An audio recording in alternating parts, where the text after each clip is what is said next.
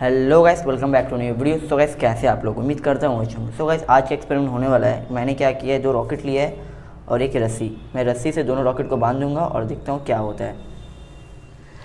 So guys, आप देख सकते हैं मैंने क्या किया। सिंपली एक रस्सी को दोनों रॉकेट से बांध दिया है। तो वीडियो को लास्ट तक देखें क्योंकि वीडियो बहुत इंटरेस्टिंग होने वाली है। लाइक करें, सब्सक्राइब करें, घंटी बटन को दबाना ना भूलें।